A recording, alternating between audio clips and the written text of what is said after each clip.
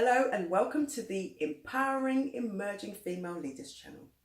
I'm Grace Graham and I'm here just to give you a little snapshot of why I work with emerging female leaders. Whenever I meet people, I tell them what I do and they always ask me, why women? What about the men? Well, I'm going to tell you. Women are more likely to experience the imposter syndrome, or shortchange themselves, or dim their own light. Men are far less likely to do this. And the reason why I know this is because I've spoken to women, I've worked with many women over the years, and I've also done it myself. Okay? When I did some leadership coaching at one of the biggest organisations in the country, in the UK, I won't say who they are because I don't want to give the game away, or I wouldn't want people to watch this and go, oh, she's talking about me. But what I found is, when I was working with these women, they were at director level or head of department level, and they still had this thought that they didn't belong, or they wondered how come they got the position, or, why did they choose me, Some had a struggle with going from a certain amount of money that they were on per year to probably 10 grand more. And they were like, I don't belong. I'm not sure why I'm here. Why did they pick me? Why would they pick me over that person there? And I thought, if these women who are at senior level had that in their head, what are women who are emerging leaders thinking? What's going through their head, And that's why I work with emerging female leaders, because I remember what it was like to be an emerging leader, but also I know what it's like to be at senior level. And I'm quite fortunate that I've had the training to help me to think more positively about my skills and attributes and all of that kind of stuff. But at senior level of leadership, they are more likely to get access to coaching, leadership coaching, executive coaching, and really good leadership development courses or training. People who are at the emerging stages of their career, emerging leadership stages of their career, are far less likely to get that. And that's where I come in. I come in to you, okay? I'm here to work with emerging female leaders because I understand where you are, where you're going, your thoughts and your fears and all that kind of stuff. Now here's some facts and figures. We've got 69 million people in the UK. Do you know that 51% of those people are women? That's 69 million people in the UK, 51% are women. In the corporate sector in the UK, at executive positions, there are only 21% of women. I think it's absolutely shocking, okay? In the NHS, there are over 1 million staff working there.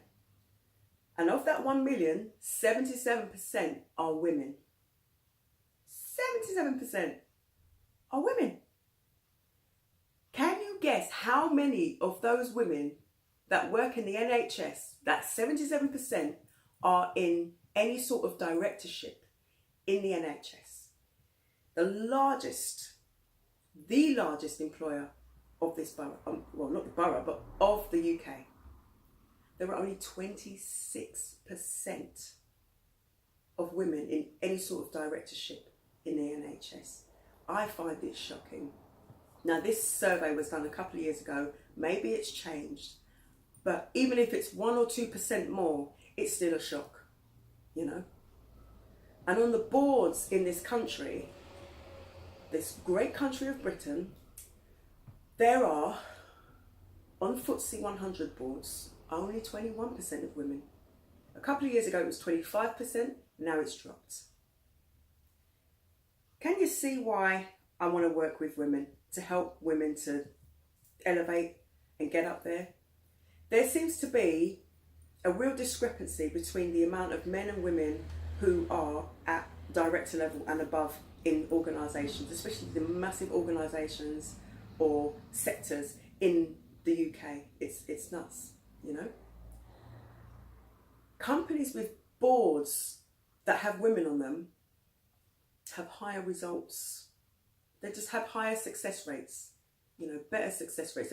The companies go forward, they move forward, you know, and they do well, right? And I'm here to help women to challenge that.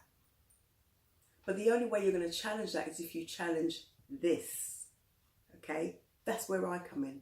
It's not about challenging the men, but it's about challenging yourself to get up there, okay? When it comes to lack of women in leadership, many people say that it's external factors, you know. They talk about this glass ceiling. But I ask, does this glass ceiling really exist? Does it exist? I don't know. I don't think so myself. But maybe other people think that it does.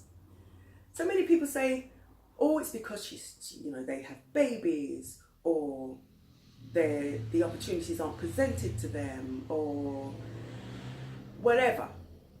But it always seems to be an external thing. And I've heard women also say, well, the opportunity wasn't given to me. But then I've heard other women say, well, I just went for it and I got up there, you know. You know, many of the ladies I've spoken to who are in work, who want to progress but haven't done, they haven't done so because of a massive fear of failure. They've got a fear of rejection. No one's going to like me. The failure thing is, you know, what if I get in there and I have no idea what I'm doing? There are many people who don't know what they're doing. You know, sometimes I don't know what I'm doing. But you know what? You just got to go for it, okay? And then there's also something I didn't understand until I felt it myself, a fear of success. What if I do really well and I have to do this and I have to take off and do that, you know? What if you do fly? What if you do well? You know, if you fail, you learn from it. If you fall, get up, dust yourself off. If you succeed, rejoice, be happy, okay? I'm here to try and turn that around. Turn it around. I help women to focus on emotional intelligence so that they are able to cope with those, have mechanisms where they can cope with the fear of the failure or fear of rejection, you know. We have so much to do around mindset, and I help people focus on getting that leadership mindset where you have that I can do this, I will do that. There's nothing that's going to stop me apart from me. And a lot of the times when we don't move forward, it's because we've stopped ourselves, or we've allowed somebody to say something to us that stops us in our tracks, okay? It's about helping you to be more powerful here than you are, okay? Women bring so much to the leadership table.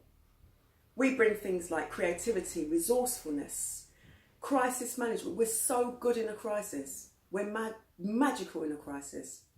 We're well organised. We are highly collaborative. We're really good at bringing people together, whether they're men or women. It doesn't matter. But we're really good at working with people and getting things done, and especially if we've got a common goal, a common purpose. We're really, really hot on that. And we evoke peace. So if there are wars happening, you put women in the mix. We're really good at, diffusing a situation. Now, many organisations or countries who have women at the helm, many of those countries don't have wars going on with them. So Rwanda nowadays, they've got a female president, or they've got many women in high office. Things are going quite smoothly there right now, you know. So we're really, really tops on peace. When we look at men and women working together, because I'm a real advocate of men and women working together, I used to job share with a man, and he and I were very, very different people. He was the analytical type. I was the person who was more people-centered. We worked really, really well together, and we ran a nice smooth department. Things just ticked over really nicely. And men they tend to think more or function more with their left side of the brain, which is the logical side. And women tend to function more with their right side, which is the creative side. So with the logical side, you have the rational, the precise, and the realistic side of the setup.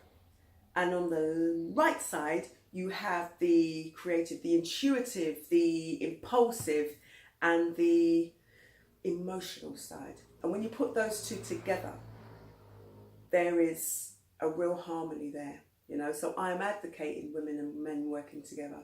It's just getting women to think more in a leadership mindset and more of a can-do mindset, and thinking more of a, I will go as far as I want to go mindset, you know. So my aim is to close the gap between men and women at the top, because it's just too large at the moment. It's too large. I've got my job cut out for me, but you know what? I'm willing to take up the challenge. Who else is with me? Goodbye.